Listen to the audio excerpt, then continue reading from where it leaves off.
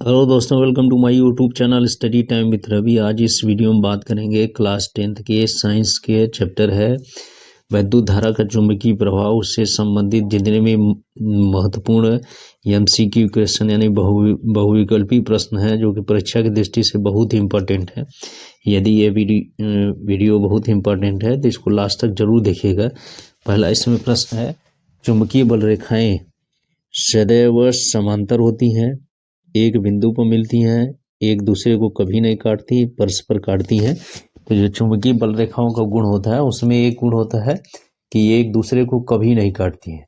यानी पहले का कौन सा ऑप्शन सही होगा? इसमें तीसरा ऑप्शन सही होगा कि एक दूसरे को कभी नहीं काटते हैं। दूसरा है, चुंबकीय क्षेत्र की तीव्रता का मात्रक है न्यूटन इंटू मीटर प्रति एम्पियर, न्यूटन प्रति ampere into metre, newton into ampere into metre, newton into ampere प्रति मीटर। तो इसका जो चुंबकीय क्षेत्र यानी बी से प्रदर्शित करते हैं, तो बी का जो मात्रक होता है वह होता है न्यूटन प्रति एम्पियर इंटू मीटर, यानी दूसरा का दूसरा ऑप्शन से होगा। तीसरा है, चुंबकीय क्षेत्र की तीव्रता का मात्रक है टेस्ला, वेबर प्रति metre, weber volt into ampere. तो इसमें से पहचाना है चुंबकीय क्षेत्र की तीव्रता का मात्रक पहचानना है, तो ये होता है टेस्ला होता है। चुंबकीय क्षेत्र की तीव्रता का बहुत से मात्रक है, टेस्ला भी होता है, वेबर प्रति मीटर स्क्वायर भी होता है, गॉस भी होता है, इसके बाद न्यूटन प्रति एम्पियर इंटू मीटर भी होता है। ये कई मात्रक इसके हैं, 4 मात्रक हैं इसमें, ये ध्यान रखिएगा। इसके बाद नेक्स्ट क्वेश्चन आते हैं, एक टेस्ला बराबर होता है 1 वेबर प्रति मीटर स्क्वायर, 1 गॉस 10⁻⁴ वेबर प्रति मीटर स्क्वायर 10⁻⁴ गॉस। तो जो टेस्ला होता है वह 1 वेबर प्रति मीटर स्क्वायर, बताया ना कि टेस्ला वेबर प्रति मीटर स्क्वायर सब मात्रक एक ही हैं तो उसके बराबर होगा। चौथा का पहला ऑप्शन सही है। पांचवा कौन सा मात्रक चुंबकीय क्षेत्र का नहीं है? वेबर प्रति metre square, tesla, gauss, newton प्रति एम्पियर स्क्वायर। तो ये 4 बताए गए हैं, तो चारों में से इसमें कौन नहीं है? तो आराम से इसका जवाब दे सकते हैं कौन सा होगा? चौथा नहीं होगा, यानी पांचवा का चौथा ऑप्शन सही होगा। छठवां, यदि धारावाही प्रणालिका के सिरे को सामने से देखने पर तार में धारा दक्षिणावर्त अर्थात घड़ी की सुई के चलने की दिशा में है तो उस सिरे पर दक्षिणी ध्रुव बनता है, उत्तरी ध्रुव बनता है, उत्तरी अथवा दक्षिणी कोई भी ध्रुव बन सकता है, कोई ध्रुव नहीं बन सकता है।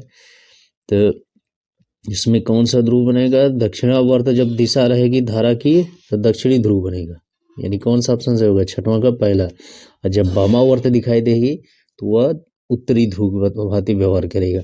सातवां है, धारावाही प्रणालिका के कारण चुंबकीय क्षेत्र की तीव्रता निर्भर करती है क्रोड के पदार्थ की प्रकृति पर, कुंडली में फेरों की संख्या पर, वैद्युत धारा के परिमाण पर, इन सभी पर। तो ये होता है इन सभी पर निर्भर करती है, क्योंकि प्रणालिका के कारण जो चुंबकीय क्षेत्र बी बराबर का फार्मूला बताया जाता है कि म्यू एन आई बटे 2 बताया जाता है। तो यहाँ म्यू क्या है? क्रोड के पदार्थ की प्रकृति बताएगा, और एन क्या है? फेरों की संख्या है, वैद्युत धारा आई इसमें, यानी ऊपर इन सभी पर निर्भर करता है। तो कौन सा ऑप्शन सही होगा? इसका सातवां का चौथा ऑप्शन सही हो जाए। आठवां था, एक गतिमान आवेश उत्पन्न करता है केवल वैद्युत क्षेत्र, केवल चुंबकीय क्षेत्र, वैद्युत तथा चुंबकीय क्षेत्र दोनों, न वैद्युत क्षेत्र न चुंबकीय क्षेत्र। तो एक गतिमान जो आवेश होता है वो दोनों उत्पन्न करता है, चुंबकीय क्षेत्र और वैद्युत क्षेत्र दोनों उत्पन्न करता है, यानी कौन सा ऑप्शन सही होगा? आठवां का तीसरा। नौवां है, चुंबकीय क्षेत्र में गतिशील आवेशित कण पर लगने वाले चुंबकीय बल की दिशा ज्ञात करने का नियम है ओम का नियम, दाएं हाथ के अंगूठे का नियम, फ्लेमिंग के बाएं हाथ का नियम, दक्षिणावर्ती पेच का नियम। तो ये है फ्लेमिंग के बाएं हाथ का नियम है, यानी 9 कौन सा ऑप्शन सही होगा? तीसरा। और ये ओम का नियम और ये दाएं हाथ के अंगूठे का नियम और दक्षिणावर्ती पेच का नियम चुंबकीय बल रेखाओं या चुंबकीय क्षेत्र की दिशा ज्ञात करने के लिए है।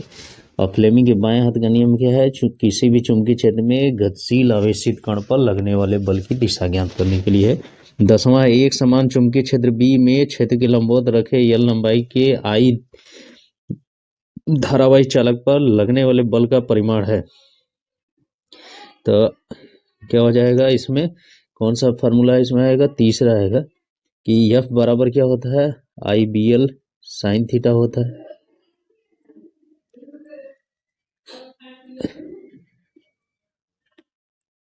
आई बी एल साइन थीटा होता है। तो लंबवत है तो साइन थीटा खत्म हो जाएगा, तो आई बी एल बच जाएगा। तो कौन सा ऑप्शन सही होगा? तीसरा ऑप्शन सही होगा, 10वां का तीसरा। 11वां प्रश्न आते हैं, यल मीटर लंबाई के चालक में पूरब से पश्चिम की ओर क्षैतिज तल में आई एम्पियर धारा बह रही है। यदि चालक बी न्यूटन प्रति एम्पियर इंटू मीटर के चुंबकीय क्षेत्र में रखा है, चुंबकीय क्षेत्र की दिशा ऊर्ध्वाधर ऊपर की ओर है, चालक पर लगने वाला बल होगा, तो चालक पर लगने वाला बल क्या होगा? आई बी एल न्यूटन हो जाएगा। और उसकी दिशा क्या होगी? ये दोनों के तल के लंबवत होती है, धारा के और चुंबकीय क्षेत्र की। तो उसकी दिशा क्या हो जाएगी? दक्षिण से उत्तर की ओर हो जाएगी। नहीं, कौन सा ऑप्शन सही होगा? पहला ऑप्शन सही होगा, 11 का पहला। 12 विद्युत मोटर में रूपांतरण होता है रासायनिक ऊर्जा का विद्युत ऊर्जा में, विद्युत ऊर्जा का यांत्रिक ऊर्जा में, यांत्रिक ऊर्जा का विद्युत ऊर्जा में, विद्युत ऊर्जा का रासायनिक ऊर्जा में। तो जो मोटर होता है वो विद्युत ऊर्जा को किसमें बदलता है? यांत्रिक ऊर्जा में बदलता है। यानी 12 का कौन सा ऑप्शन सही होगा? दूसरा वाला सही होगा। 13 अनंत लंबाई की रुजिरेखीय धारावाही चालक के समीप चुंबकीय क्षेत्र का सूत्र है। तो इसमें कौन सा है वो चुंबकीय क्षेत्र का सूत्र है? ये mu 0 I upon 2 pi are. ये है किसी भी अनंत लंबाई के रुजिरेखीय धारावाही चालक के समीप या निकट चुंबकीय क्षेत्र का सूत्र है, फार्मूला है। इसको 13 का कौन सा ऑप्शन सही होगा? दूसरा ऑप्शन सही हो जाएगा। 14वां प्रश्न है इसमें, वैद्युत चुंबकीय प्रेरण के नियमों का प्रतिपादन किया हेनरी ने, फैराडे ने, ऑर्स्टेड ने, गॉस ने। तो विद्युत चुंबकीय प्रेरण के नियम का प्रतिपादन किसने किया था? वो फैराडे ने किया था। 2 नियम इसमें बताए थे। पहला उत्पन्न प्रेरित विद्युत वाहक बल के बारे में बताया था, दूसरा लेंज का नियम था। 5वां है, वैद्युत धारा उत्पन्न करने की युक्ति है जनित्र, धारामापी, अमीटर, मोटर।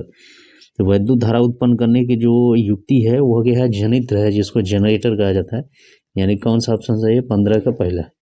डायनमो बदलता है यांत्रिक ऊर्जा को विद्युत ऊर्जा में, वैद्युत ऊर्जा को यांत्रिक ऊर्जा में, रासायनिक ऊर्जा को वैद्युत ऊर्जा में, यांत्रिक ऊर्जा को प्रकाश में। डायनमो को जनरेटर बोला जाता है, जनित्र। ये क्या करता है कि यांत्रिक ऊर्जा को वैद्युत ऊर्जा में बदलता है। यानी 16 कौन सा ऑप्शन सही होगा? पहला। 17 डायनमो उत्पन्न करता है आवेश, विद्युत वाहक बल, विद्युत क्षेत्र, चुंबकीय क्षेत्र। तो जो डायनमो होता है वो क्या उत्पन्न करता है? विद्युत वाहक बल उत्पन्न करता है, यानी वोल्टेज उत्पन्न करता है, जिसके कारण परिपथ में धारा प्रवाहित होती है। तो इस तरह से हम लोग देखें, इस प्रश्न में कुल 17 प्रश्नों की श्रृंखला थी, जो कि परीक्षा की दृष्टि से बहुत ही इम्पोर्टेंट है। यदि ये वीडियो अच्छा लगे तो मेरे चैनल को सब्सक्राइब करें, मेरे वीडियो को लाइक शेयर करना ना भूलें। Thank you.